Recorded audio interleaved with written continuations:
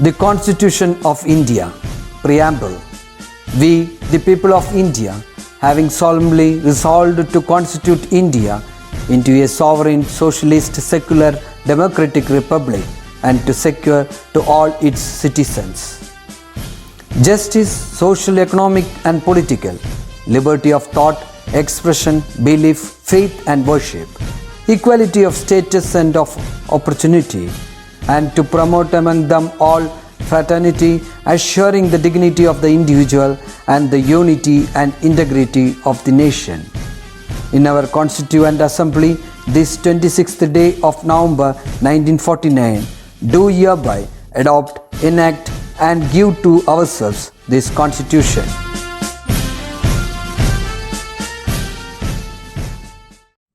Hi students, welcome back to our computer application virtual class. I hope you all are safe and healthy at home. Yes, and I am really happy to know that you all are doing your works well. Right. So as usual, let's share a fact. Yes. See children, do you know the fastest growing trash source? Yes, e-waste, which we have learned on our previous class. E-waste is the fastest growing trash source. And you know why? The growth rate of mobile phones is 5 times greater than the population growth rate. So we cannot stop it, yes, but educate yourself at least to reduce the e-waste. Right? Okay. So with this, let's start our class. So today we are going to see our new chapter, Chapter 3, Principles of Programming and Problem Solving. So on the previous chapters, we have learned what is hardware, what is software. Right? So what is software? Software is a set of instructions or programs that helps the computers to work. Right? So without the instructions, the computer doesn't do anything. Yes? So such instructions should be very accurate and that should be understood by the machine or the computer. Yes. So such instructions are written in a particular language and that is what computer language.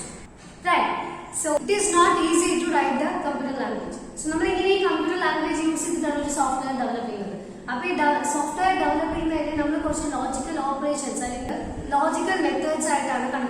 So there are some logical operations. So developing by using some problem solving techniques. Right? And in this chapter we are going to learn about that. Right? So there are two main approaches to solve these problems or in case of developing the programs or softwares. Okay, so let's see the approaches in problem solving. Clear? So software is developing problem solving and so there mainly two approaches are there. So first is top down design and bottom up design. Clear? So let's see one by one. First one is top down design. For example, yes, to draw a house, we will house in the picture. So what will you do? First you have to draw the outline of the house. Then you will draw the door, then window. Right. So again when you draw the door, again you will draw the outline of the door. Then if you want you will shade it and you draw the handle. Right. So our main task is you have to draw a house. But we divide our main task is different modules divide outline door outline again divide and shade handle. So this is like a process, right? So same thing is what top down. In top down, it breaks the main program into different modules or different subprograms. And if it is necessary, it will again divide the subprograms into different tasks. So until it reaches or it gets the basic details of the program. Basic details divide the door handle. If you want, you can give shade to the handle. So we divide. So top down main program different programs are divided, and if you want, you can divide again the subprograms into again different modules. So you can see the picture. So there is a main program and it is divided into 3 subprograms, and if you want, again only subprograms may be divided until it reaches the lowest level. And again basic details reaching the divided. So top down method, it breaks the main program into subprograms and again it breaks if it necessary. Yes, and after this it will handle or it will solve each programs individually. Divide ചെയ്ത ശേഷം ഓരോ പ്രോഗ്രാംസും individual ആയിട്ട് solve ചെയ്യും. So that is what top down design. Clear? Yes. Same way bottom up.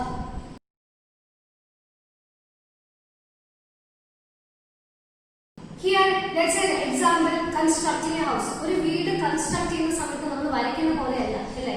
First we finish the foundation. അതിൻ lowest level തുടങ്ങും. Then roofing is the main task and that we will do at the last. After finishing all the lowest layer task, then only we will move to the roofing. That is what main task.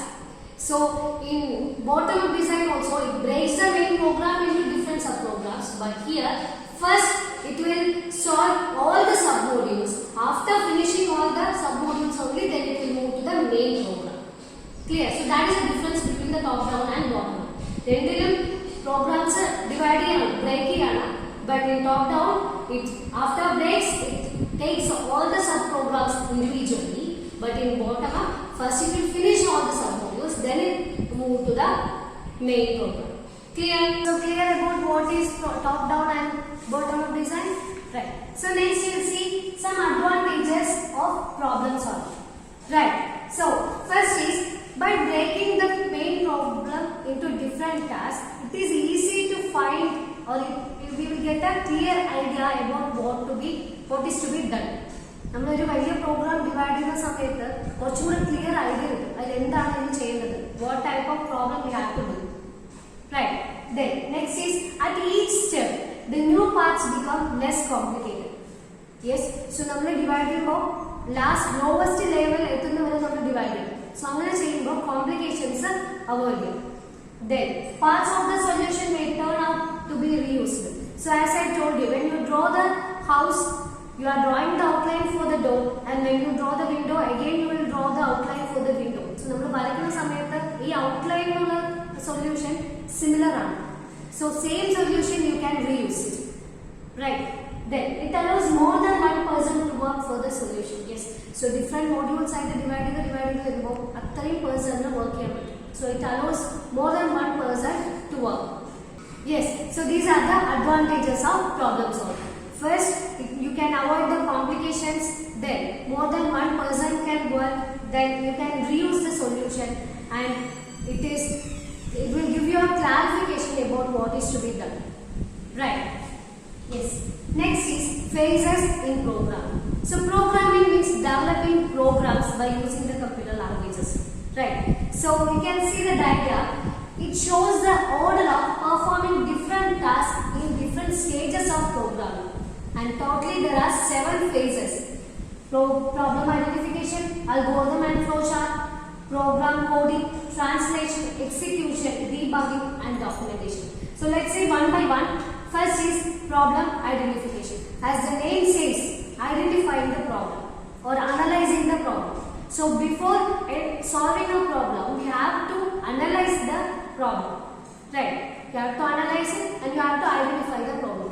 And in this phase, we can able to identify the data which is in the processing. Yes, our program le edu data aanu, adile type, quantity and activities. Then if there is any formula means which formula is to be used. Then last the output is to be obtained. So it identifies all these basic details. Clear? So after identifying the problem, yes, we will move to the next phase. Clear? So in next phase, algorithm and flowchart. So first we will see what is algorithm. Right. So algorithm means sequence of instructions. Right. Finite sequence of instructions to solve a problem. Like step by step procedure. Right. So algorithm means step by step procedure. Right. So there are finite set of sequence of instructions to solve the problem like step by step procedure. Clear?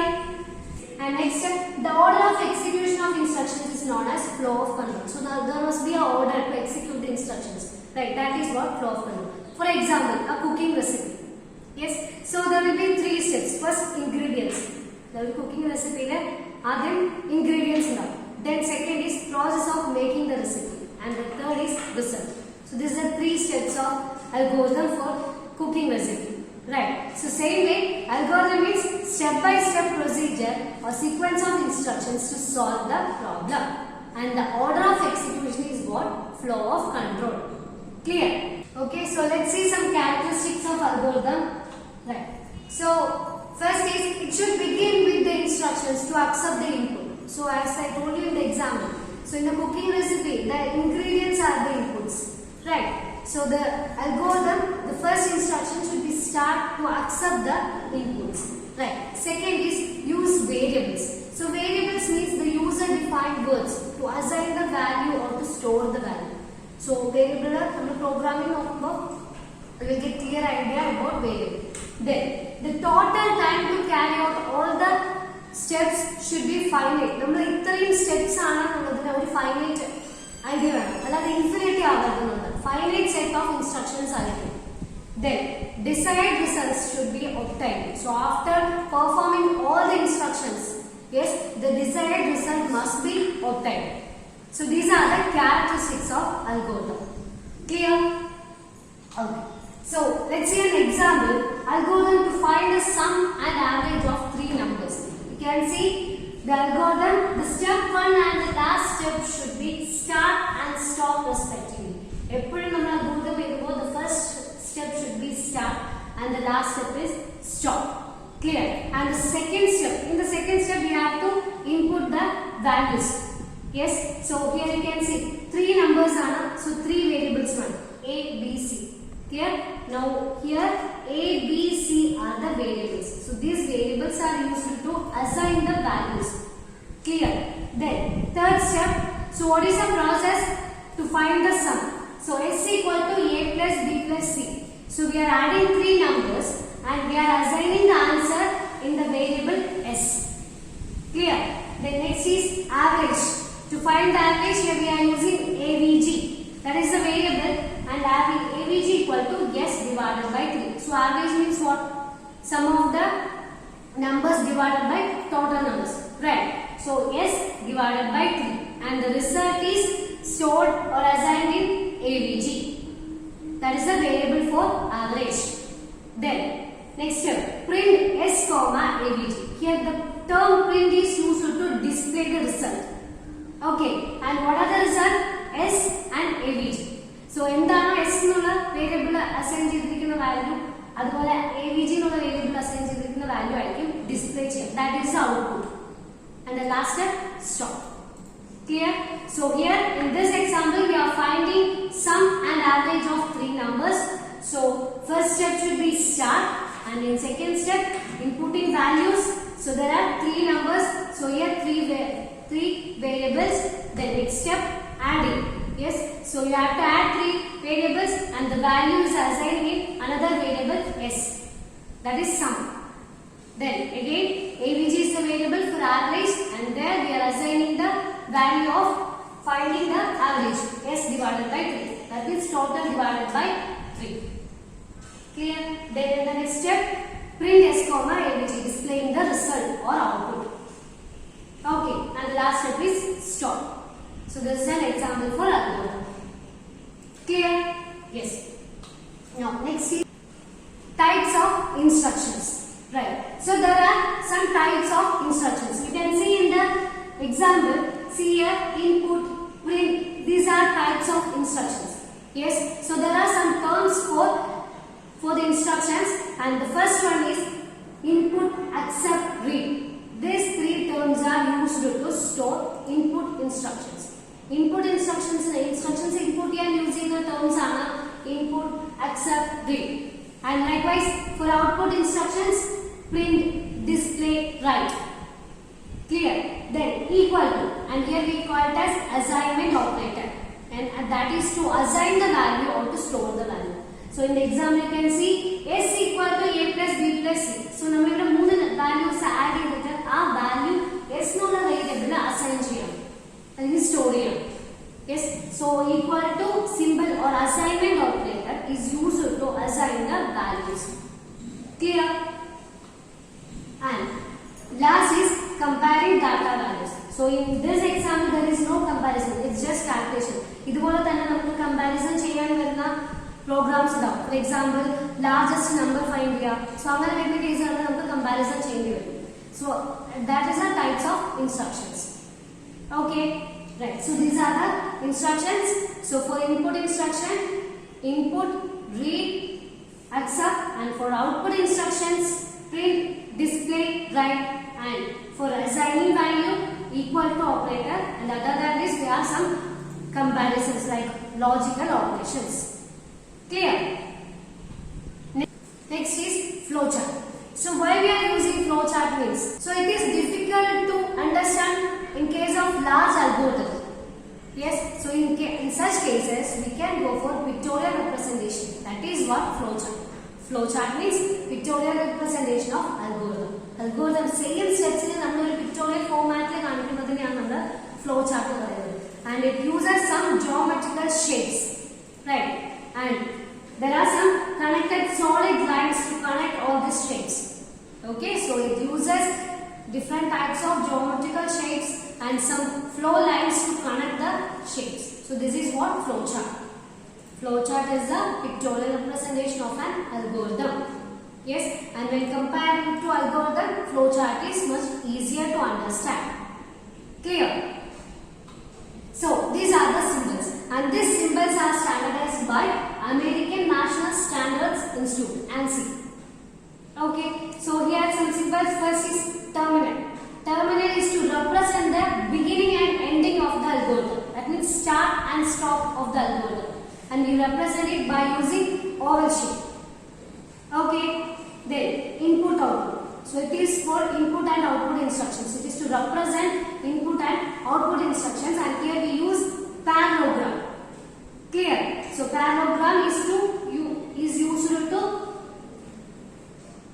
represent the input and output instructions. Clear? Next is process. Like നമ്മളിപ്പോ എല്ലാ പ്രോഗ്രാംസിനും process ഉണ്ടാവും. So on the previous example that we calculated the sum അല്ലെ. So അതുപോലെ arithmetical operations as well as assigning values. So ഇതെല്ലാം represent ചെയ്യുന്നതാണ് process, and it represents by using rectangle shape. Okay, then decision. Decision I told you. So comparisons വരുന്ന കേസുകളിൽ അവിടെ conditions checking ഉണ്ടാവും. ഇപ്പൊ ഞാൻ പറയുമ്പോൾ ലാർജസ്റ്റ് നമ്പർ ഫൈൻഡ് ചെയ്യണം എന്ന് പറയുമ്പോൾ അവിടെ നമ്മളൊരു കണ്ടീഷൻ ചെക്ക് ചെയ്യും. ഏത് നമ്പർ ആണ് വലുത് എന്നുള്ളൊരു കണ്ടീഷൻ ചെക്ക് ചെയ്യും. In such cases, so the point where a decision to be made, in such cases the decision symbol, that is rhombus, is used. Okay, so the rhombus symbol is used to the point where a decision has to be made. Okay, based on some conditions. Okay, so the conditions are represented inside the rhombus. Clear? Next is flow lines. Yes, it is to represent the flow of operation. Yes, then connector. So connector is used in cases of large flow charts. ചില flow chart ഒന്നും ഒരു പേജിൽ നമുക്ക് കഴിയില്ല, ഒരുപാട് pages ഉണ്ട്. It will not fit in a single page. In such cases we can use this connectors. Yes, so in connectors you can see നമ്മളൊരു പേജിന്റെ എൻഡിങ്ങിൽ വരുമ്പോൾ ഈ കണക്ടർ ആയിരിക്കും യൂസ് ചെയ്യുക. യെസ്, നെക്സ്റ്റ് പേജ് സ്റ്റാർട്ട് ചെയ്യുന്ന സമയത്ത് അതിന്റെ ഫ്ലോ അറിയാനായിട്ട് ഈ കണക്ടർ യൂസ് ചെയ്യും. ഇതിനകത്ത് നമ്മൾ ആൽഫബറ്റ് വെച്ച് യൂസ് ചെയ്യും. ഇപ്പോൾ ഫോർ എക്സാമ്പിൾ ഒരു പേജിൽ എൻഡ് ചെയ്യുന്നതിൽ എ എന്നുള്ള ആൽഫബറ്റ് യൂസ് ചെയ്തിട്ട് നമ്മൾ കണക്ടർ യൂസ് ചെയ്ത് കഴിഞ്ഞാൽ നെക്സ്റ്റ് പേജിൽ അത് സ്റ്റാർട്ട് ചെയ്യുന്ന സമയത്തും സെയിം കണക്ടർ എ എന്നുള്ള ആൽഫബറ്റ് യൂസ് ചെയ്ത സെയിം കണക്ടർ തന്നെ യൂസ് ചെയ്യും. But the arrow is different. Clear? So these are the symbols of flowcharts. Clear? So terminal, input output, process, decision, flow lines, and connector. Clear? Let's see some advantages of flowchart. First is better communication. Yes. So pictorial representation is much understand than the algorithm. Right? Then effective analysis.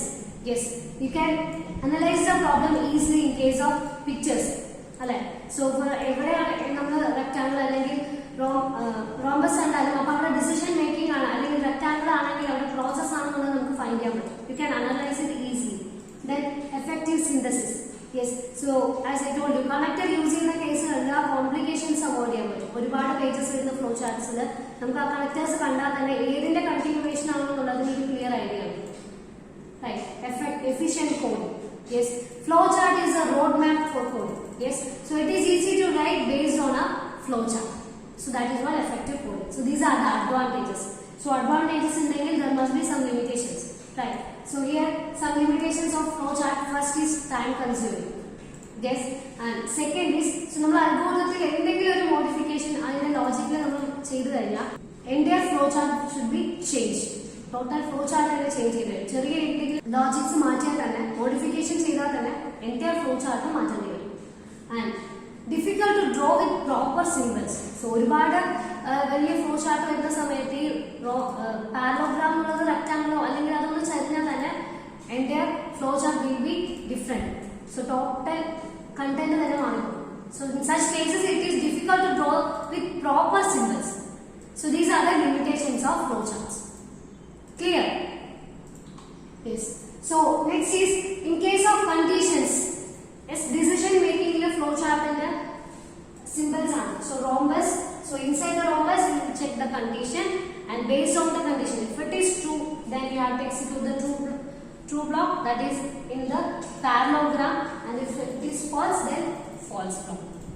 So example nokkuma question clear out. So let's see an example. Find the height of the taller one among two students. So as I told you, largest number find ചെയ്യുന്ന പോലെ തന്നെയാണ് ഈ example രണ്ട് സ്റ്റുഡൻസിലെ taller ആരാണെന്നാണ് find ചെയ്യുന്നത്. So first let's see the algorithm first. As usual, step 1 start. Step 2 you have to input the values. So here there are two inputs, h1 h2. So രണ്ട് സ്റ്റുഡൻസിന്റെ height ആണ്. Then third step, there you are checking the condition. If h1 greater than h2, h1 ഒരു കുട്ടിയുടെ ഹൈറ്റും h2 second കുട്ടിയുടെ ഹൈറ്റും ആയിരിക്കും. So if h1 greater than h2 ആണെങ്കിൽ print h1. So h1 value ആണ് ഡിസ്പ്ലേ ചെയ്യുന്നത്. That is output. Else അല്ലെങ്കിൽ print h2. നെക്സ്റ്റ് നമ്മൾ ഒരൊറ്റ കണ്ടീഷനിൽ ചെക്ക് ചെയ്യുന്നുള്ളൂ. ആദ്യത്തെ കുട്ടിയുടെ ഹൈറ്റ് ആണ് വലുതെങ്കിൽ so you have to print h1 else print h2. End of if. So ഇവിടെ കണ്ടീഷൻ ക്ലോസ് ചെയ്യണം. ഒരൊറ്റ കണ്ടീഷനിൽ ചെക്ക് ചെയ്യുന്നുള്ളൂ. So once the condition is checked, you have to end the if condition. Then stop the process. Stop. So this is the algorithm. Now you can see the same thing in flowchart. Yes. So start symbol. Yes, by using oval shape. Terminal. Then inputting values by using parallelogram. So input h1 comma h2. Then the values inputting. Then next condition checking. So inside the rhombus you have to check the condition is h1 greater than h2. ഏതാണോ വലുതെന്ന condition check ചെയ്യണം.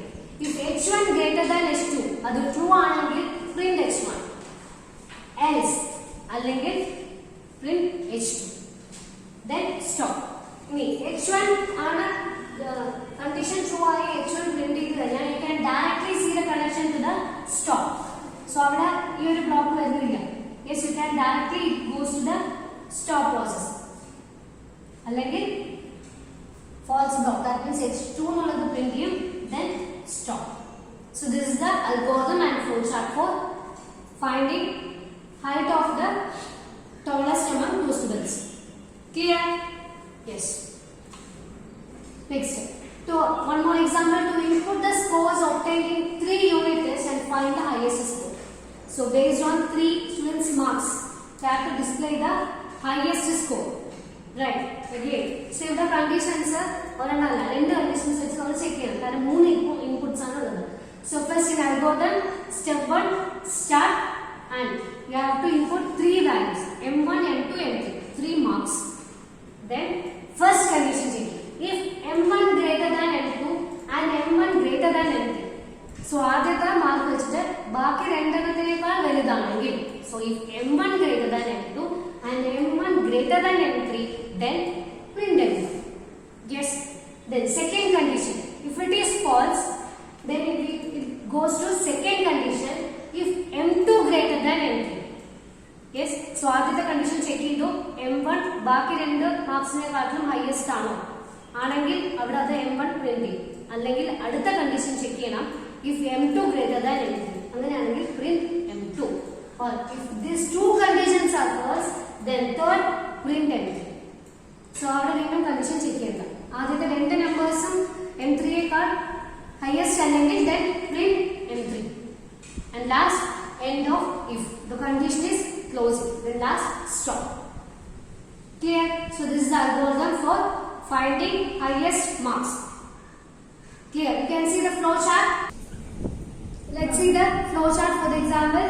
So first start, then inputting three values m1, m2, m3. Okay. Then first condition, if m1 greater than m2 and m1 greater than m3, then it will print m1. Then if it is false, then it will check the second condition if m2 greater than m3. And if it is true, then it will print m2. And if in case of both conditions are false, it directly print m3, then stop. And if the first condition is true, then it will directly go to the stop process. So our second condition check ചെയ്യുന്നില്ല, direct ആയിട്ട് ആദ്യത്തെ condition true ആണെങ്കിൽ തന്നെ ആ ഒരു block execute ചെയ്തിട്ട് directly അത് സ്റ്റോപ്പിൽ പോകും. So you can see the flow line. Yes. Or if second statement is true or second condition is true, again see it is connected with this. Correct? Right. So this is the flow chart for finding highest mark of 3 students. Right? Yes. So next is looping construct. So looping construct means repeating the statements based on a condition. The condition based on the same steps അല്ലെങ്കിൽ instructions repeat ചെയ്യുന്നതിനെയാണ് looping എന്ന് പറയുന്നത്. So in algorithm we use two words, repeat and while. Repeat is used to execute the instructions, then while is to check the condition. And in flow chart you can see, so for condition true ആണെങ്കിൽ statement will be executed, then you can see the flow line, again it check the conditions. So repeatedly it checks the condition. Clear? And if it is false, it moves to the next instruction. Okay, so in algorithm it uses two words, repeat and while. And in flow chart you can see the diagram. Right? So in loop there are four main elements: condition, updation, initialization and loop body. So first step, it's always begin with initialization. Yes, initialization എന്ന് പറയുന്നത് ഏതെങ്കിലും value assign ചെയ്യോ initialise ചെയ്യോ ചെയ്യുന്നതായിരിക്കും. Then condition, check ചെയ്യുന്ന condition. Then body of loop. So the instruction which is to be executed based on the condition. So that is what body of the loop. And updation. So based on this, some modifications will be there. That is what updation. Okay. So initialization, condition, body of the loop, and updation. So these are the main four elements in looping. Clear? So you can see the example. Print the first 10 multiples of a given number. So as usual start. So ഇവിടെ ഒരു input ആണ് നമ്മൾ കൊടുക്കുന്നത്. So n. So question എന്താണെന്ന് മനസ്സിലായോ? ഒരു നമ്പറിന്റെ 10 multiples ആണ് പ്രിന്റ് ചെയ്യേണ്ടത്. So ഏത് നമ്പർ ആണെന്നുള്ളതാണ് നമ്മുടെ input. So input n. Then a equal to 1. First initialization. Yes. Then m equal to a into n, multiplication. Right. Then printf. That is the result. First multiples. Then a equal to a plus 1. A's value is incrementing. So ആദ്യം 1 കൊണ്ട് increase ചെയ്തു. ഇപ്പോൾ for example a എന്നുള്ളത് നമ്മൾ 5 കൊടുത്തു. Yes, a equal to 1. Then m equal to 1 into n means 5. So 1 into 5, 5. So print m എന്ന് പറയുമ്പോൾ 5 display ആവും. Then a യുടെ വാല്യൂ ഇൻക്രിമെന്റ് ചെയ്യാണ്. അതാണ് a equal to a plus 1 means a യുടെ വാല്യൂ ഓൾറെഡി 1 ആണ്. So 1 plus 1, 2. So it is incrementing by 1. So next is repeat steps 4 to 6. So here these three steps are repeating based on the condition a less than or equal to 10. So as per the question 10 multiples ആണ് നമുക്ക് print ചെയ്യേണ്ടത്. So ഇവിടെ condition a എന്നുള്ള value 10 ഓ അതിൽ ചെറുതോ ആയിരിക്കും. So while a less than or equal to 10, these steps will be repeated. Okay, and the last step, stop. Same thing you can see in the flow chart. Yes, see, initialization, condition checking. Yes, so here, so based on the condition, it will repeat the statements. Clear? Yes. So there are two types of loops: entry controlled loop and exit controlled loop. So entry controlled loop means condition is checked before the execution of the body. ആദ്യം condition ആയിരിക്കും check ചെയ്യുക. So based on the condition ആയിരിക്കും statement execute ചെയ്യുന്നത്. But in exit control loop, before checking the condition itself, at least once it will execute the statement. Okay, you can see in the previous example, condition അവസാനമാണ് check ചെയ്യുന്നത്. So once condition check ചെയ്യുന്നതിന് മുമ്പ് തന്നെ ഈ statements execute ചെയ്തിട്ടുണ്ടാവും. So this is an example for exit control loop. അത് ഇതിനു മുമ്പത്തെ എക്സാമ്പിൾ നോക്കാം. In this example, first it checks the condition, then it executes the statement. So this is entry control loop. Okay, so in exit control loop, at least once it will execute the statement before checking the condition. So condition false ആണെങ്കിൽ കൂടെ അത് ഒരു തവണ എങ്കിലും ആ statements execute ചെയ്തിട്ടുണ്ടാവും. Yes, then body may be never executed. Execute ചെയ്യാതെ തന്നെ കണ്ടീഷൻ മാത്രം ചെക്ക് ചെയ്തിട്ട് പോകുന്ന കേസസ് ഉണ്ട്. And in exit control loop, body will surely be executed at least once. കാരണം കണ്ടീഷൻ false ആണെങ്കിൽ കൂടെ once അത് എക്സിക്യൂട്ട് ചെയ്ത ശേഷമാണ് കണ്ടീഷൻ ചെക്ക് ചെയ്യുന്നത്. Then suitable when skipping of the body from being executed is required. So നമ്മളിപ്പോൾ odd numbers ഒക്കെ display ചെയ്യുന്ന സമയത്ത് even numbers വരുന്ന കേസുകളിൽ അത് സ്കിപ്പ് ചെയ്ത് പോകും അല്ലേ? So that is a best example for entry control loop. But in exit control, suitable when normal execution is to be executed. Clear? So these are the two types of loops: entry control and exit control. Clear? So students, so today in this class we have discussed about two phases: algorithm, flowchart, and problem identification. Right? So I hope you got an idea about the session, right? And if you have any queries, you can contact me. So copy this contents to your notebook. Yes? Then send it to me. So be happy, be safe. Thank you.